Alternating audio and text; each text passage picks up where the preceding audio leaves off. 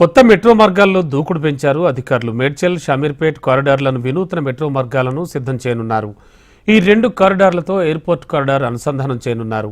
JBS వద్ద ప్రపంచ స్థాయి ఇంటిగ్రేటెడ్ మెట్రో రైల్ హబ్ను ఏర్పాటు చేయనున్నారు.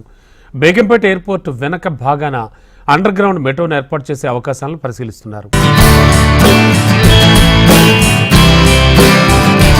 ప్యారడైజ్ నుంచి బోయినపల్లి వరకు రోడ్డు వంపు చాలా ఎక్కువగా ఉంది. విమానాశ్రయ అధికారుల ఆంక్షలతో హెచ్ఎండిఏ తన ఎలివేటెడ్ మార్గాన్ని కొంత దూరం పాటు భూగర్భ మార్గంగా మార్చుకుంది.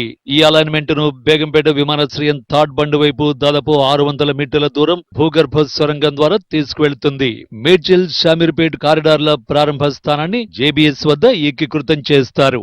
ఇక్కడ ప్రపంచ స్థాయిలో ఒక హబ్ ని ఏర్పాటు చేస్తారు. ఈ కారిడార్లు కొంత దూరం వెళ్లిన తర్వాత వాటిని విడదీసి 2 మెట్రో కారిడార్లుగా రూపొందించడం వంటి అంశాలను దృష్టిలో పెట్టుకుని క్షేత్ర పర్యటనను కొనసాగించారు metro MD.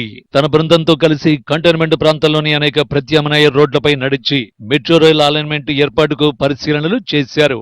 JBS Secunderabad club road, Picket, Tivoli junction road, Diamond Point junction, Centre Point junction, Hasmathpet junction, Bowenpally road మార్గాలను పరిశీలించారు. ప్రైవేట్ ఆస్తుల సేకరణను వీలైనంత తగ్గించే విధంగా ప్రత్యామ్నాయ మార్గాల లాభ నష్టాలను అంచనా వేయాలని మెట్రో ఎండీ ఎన్వీఎస్ రెడ్డి అధికారులకు సూచించారు. అలైన్మెంట్ వీలైనన్ని ఎక్కువ నివాస కాలనీలకు, వాణిజ్య వ్యాపార కేంద్రాలకు ప్రయోజనకరంగా ఉండేలా డిజైన్ చేయనున్నారు.